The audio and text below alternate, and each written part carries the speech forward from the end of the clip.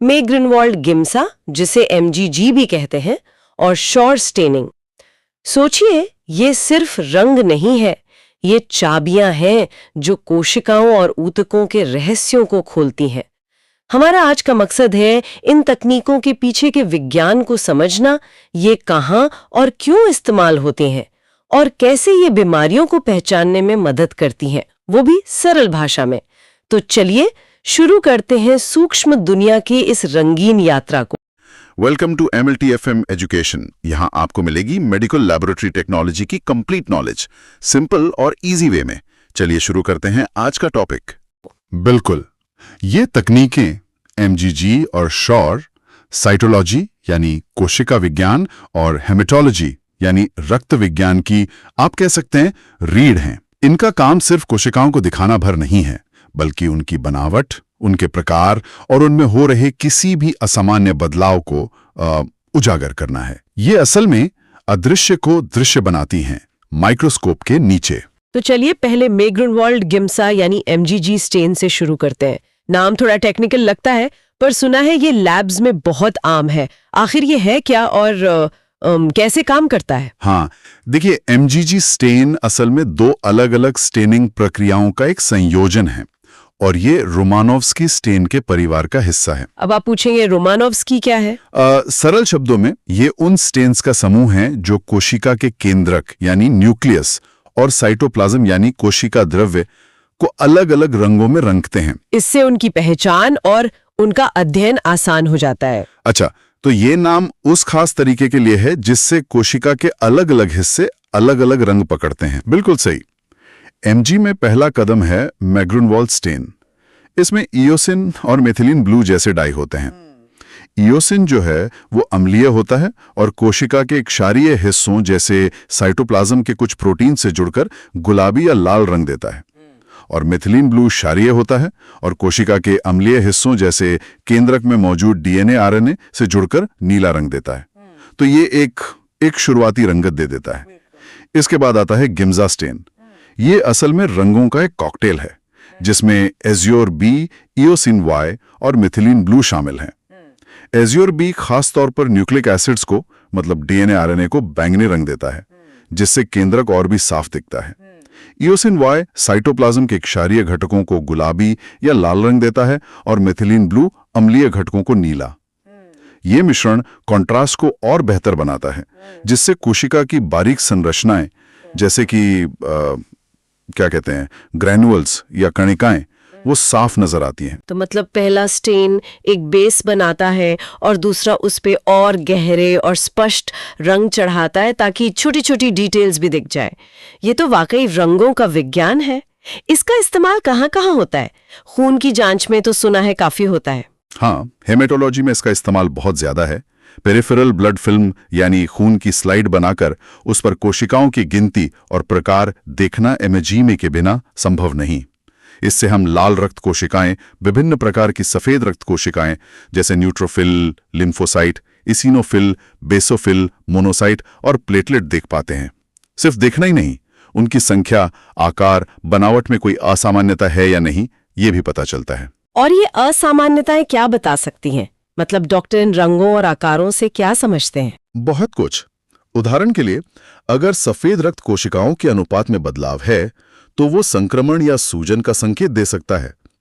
इयोसिनोफिल्स की बढ़ी हुई संख्या वो एलर्जी या परजीवी संक्रमण की ओर इशारा कर सकती है। अगर अपरिपक्व या असामान्य सफेद कोशिकाएं दिखें, जिन्हें ब्लास्ट कहते हैं, तो ये ल्यूकेमिया जैसे रक्त कैंसर का गंभीर संकेत हो सकता है। MGGN ब्लास्ट कोशिकाओं की पहचान में मदद करता है, जैसे उनके केंद्रक का आकार, साइटोप्लाज्म का रंग या उनमें ओवररॉड्स जैसी खास संरचनाओं का दिखना। मलेरिया जैसे परजीवी संक्रमण में भी MGG स्टेन परजीवी को लाल रक्त कोशिका के अंदर नीले रंग में दिखाता है। अरे वाह! मतलब खून की एक बूंद और ये रंग हमें इतनी सारी बीमारियों के सुराग दे सकते हैं। और खून के अलावा इसका उपयोग बोन मैरो यानी अस्थि मज्जा की जांच में भी उतना ही महत्वपूर्ण है। बोन मैरो वो जगह है जहां रक्त कोशिकाएं बनती हैं, तो जाहिर है वहां की कोशिकाओं का अध्ययन रक्त रोगों के निदान में अहम होता है। इसके अलावा FNAC यानी फाइन नीडल एस्पिरेशन साइटोलॉजी में भी इसका खूब इस्तेमाल होता है। STFNA। अच्छा, वो तकनीक जिसमें सुई से शरीर के किसी हिस्से जैसे कोई गांठ या सूजन से कोशिकाओं का सैंपल लिया जाता है ना? बिल्कुल। उसी सैंपल को स्लाइड पर फैलाकर MGG से स्टेन किया जाता है। इससे पता लगाने में मदद मिलती है कि गांठ साधारण है या कैंसर की। MGG विभिन्न प्रकार की कैंसर कोशिकाओं की पहचान और वर्गीकरण में मदद करता है, उनकी बनावट, केंद्रक के आकार और साइटोप्लाज्म के रंग के आधार पर। ये लिम्फोमा या अन्य ट्यूमर के प्रकारों में अंतर करने में भी सहायक हो सकता है, जो सही इलाज चुनने के लिए जरूरी है। शरीर के अन्य तरल पदार्थ जैसे कि फेफड़ों से निकला पानी या पेट से निकला पानी, उनकी जांच में भी कैंसर कोशिकाओं या संक्रमण का पता लगाने के लिए MGG उपयोगी है। इसकी प्रक्रिया कैसी होती है? क्या ये बहुत जटिल है? सुनने में तो काफी कुछ लगता है। प्रक्रिया मानकीकृत है ताकि परिणाम सुसंगत हों, पर सिद्धांत सरल है। पहले सैंपल का एक पतला स्मीयर स्लाइड पर बनाते हैं और उसे हवा में सुखाते हैं। फिर उसे मेथनॉल जैसे फिक्सिंग एजेंट से फिक्स करते हैं। फिक्स करने का मतलब है कोशिकाओं को उनकी जगह पर जमा देना और उनकी संरचना को सुरक्षित रखना ताकि स्टेनिंग के दौरान वो खराब ना हो। इसके बाद स्लाइड को पहले मेग्रुनवाल घोल में कुछ देर रखा जाता है। फिर उसे एक बफर सोल्यूशन जिसका pH नियंत्रित होता है, आमतौर पर 6.8, उसे धोते हैं। pH का नियंत्रण महत्वपूर्ण है क्योंकि डाई का कोशिकाओं से जुड़ना pH पर निर्भर करता है। फिर स्लाइड को पतली किए हुए गिम्सा घोल में डुबोया जाता है। अंत में इसे डिस्टिल्ड वाटर से धोकर सुखाकर DPX जैसे माउंटिंग मीडियम की एक बूंद डालकर कवर स्लिप से ढक दिया जाता है और माइक्रोस्कोप में देखा जाता है। और जब माइक्रोस्कोप में देखते हैं तो रंग कैसे दिखते हैं? आपने कुछ का जिक्र किया था, पर एक बार फिर से बताएंगे प्लीज। जरूर। परिणाम काफी विशिष्ट होते हैं। कोशिका का केंद्रक यानी न्यूक्लियस आमतौर पर नीला या बैंगनी दिखता है। क्यों? क्योंकि उसमें अम्लीय DNA RNA होता है जो एक क्षारीय डाई जैसे मैथिलीन ब्लू, एज्योर बी को पकड़ता है। साइटोप्लाज्म का रंग कोशिका के प्रकार पर निर्भर करता है।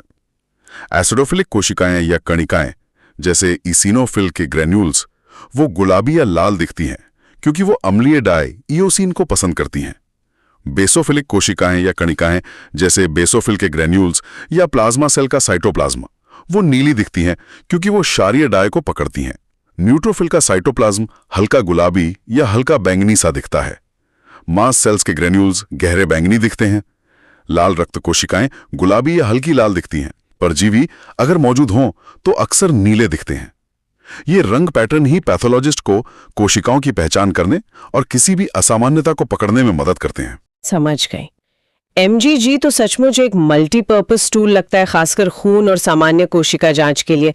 लेकिन आपने शुरू में श्योर स्टेनिंग का भी जिक्र किया था, वो MGG से कैसे अलग है और उसका खास इस्तेमाल कहाँ होता है? हाँ, श्योर स्टेन ये MGG से काफी अलग है, खासकर अपने उद्देश्य और उपयोग के क्षेत्र में।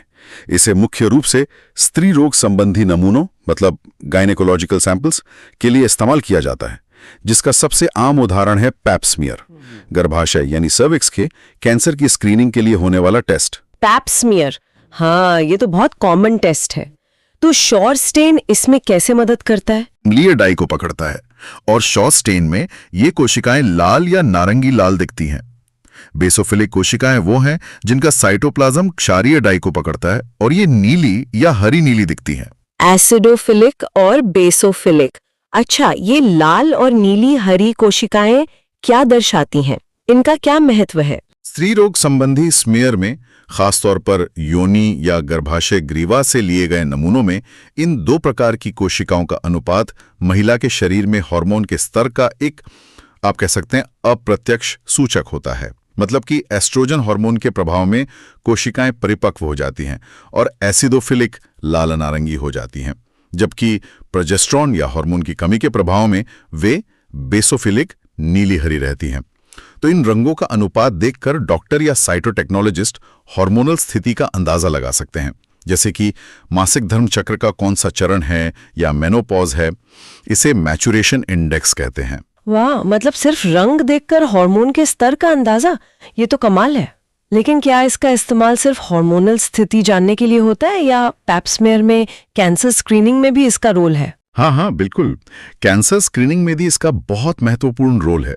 श्योर स्टेन सामान्य कोशिकाओं, डिस्प्लास्टिक कोशिकाओं मतलब जिनमें कैंसर बनने से पहले के असामान्य बदलाव आ गए हों, और कैंसर कोशिकाओं के बीच एक स्पष्ट अंतर दिखाता है।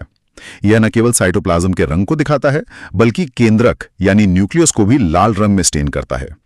इससे केंद्रक के आकार, बनावट और उसमें किसी भी असामान्यता जैसे कि आकार बढ़ना, गहरा रंग होना, अनियमित आकार, इन सब का मूल्यांकन करना आसान हो जाता है। ये सभी विशेषताएं कैंसर या पूर्व कैंसर स्थिति की पहचान के लिए महत्वपूर्ण हैं और श्योर स्टेन की वजह से ये बदलाव ज्यादा साफ दिखते हैं। तो ये गर्भाशय ग्रीवा के स्वास्थ्य के मूल्यांकन के लिए बहुत उपयोगी है। और क्या इसके अन्य उपयोग भी हैं? हाँ, इसका उपयोग एंडोमेट्रियल नमूनों यानी गर्भाशय की अंदरूनी परत की जांच में भी होता है। ये एंडोमेट्रियल हाइपोप्लासिया मतलब परत का मोटा होना या एंडोमेट्रियल कार्सिनोमा यानी कैंसर जैसी स्थितियों में कोशिकीय परिवर्तनों का आकलन करने में मदद करता है। इसके अलावा ये तकनीक FSH और LH जैसे हार्मोन्स का ऊतकों पर क्या प्रभाव पड़ रहा है, इसका अध्ययन करने में भी उपयोगी है।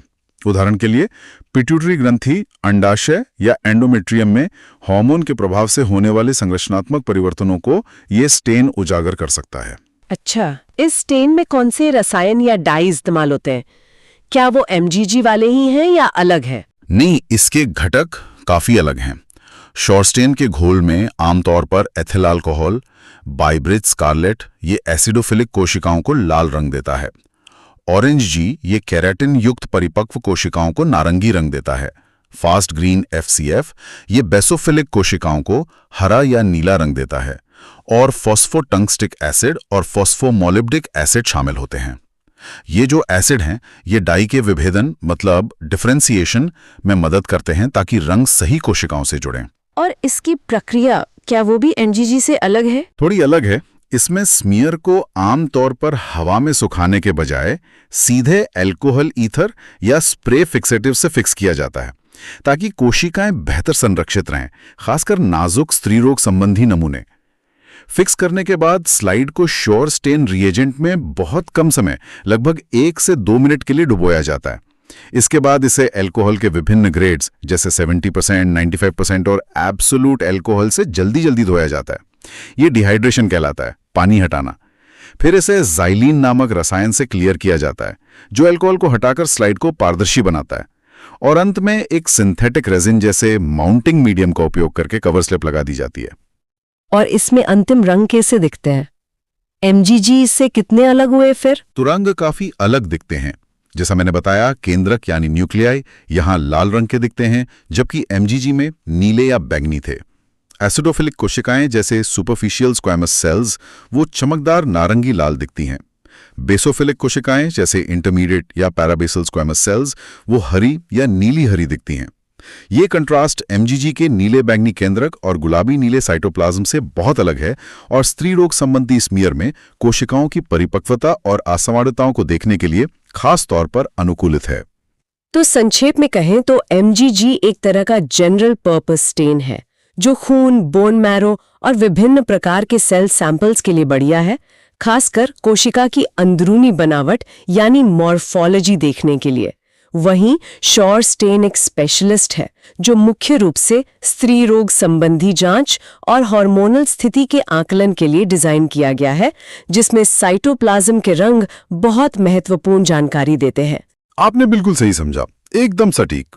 दोनों ही तकनीकें अपनी अपनी जगह पर बेहद महत्वपूर्ण हैं और प्रयोगशाला निदान का अभिन्न अंग हैं। चुनाव इस बात पर निर्भर करता है कि किस प्रकार के सैंपल की जांच हो रही है और क्या जानकारी प्राप्त करनी है। तो आज हमने देखा कि कैसे MGG और श्योर स्टेनिंग जैसी तकनीकें, जो मूल रूप से कोशिकाओं को रंगने के तरीके हैं, हमें सूक्ष्म स्तर पर कितनी महत्वपूर्ण जानकारी दे सकती हैं। चाहे वो रक्त कोशिकाओं का वर्गीकरण हो जिससे संक्रमण या ल्यूकीमिया का पता चले, या गर्भाशय ग्रीवा की कोशिकाओं की जांच हो जिससे कैंसर का शुरुआती चरण में पता लग सके, या फिर हार्मोनल स्थिति का आकलन हो। ये वास्तव में रंगों के जरिए विज्ञान का एक अद्भुत प्रदर्शन है जो बेसिक जानकारी से लेकर एडवांस निदान तक फैला हुआ है। बिल्कुल। और यहाँ ये याद रखना बहुत जरूरी है कि इन तकनीकों की सफलता सिर्फ सही रसायनों और प्रक्रियाओं पर ही निर्भर नहीं करती, बल्कि मानकीकृत प्रोटोकॉल का पालन करने और प्राप्त परिणामों की सटीक व्याख्या करने पर भी निर्भर करती है। प्रयोगशाला में काम करने वाले पेशेवर, साइटोटेक्नोलॉजिस्ट और पैथोलॉजिस्ट इन रंगों के पैटर्न को पढ़ने और समझने में प्रशिक्षित होते हैं। उनका अनुभव और कौशल ही इन रंगों को सार्थक निदान में बदलता है।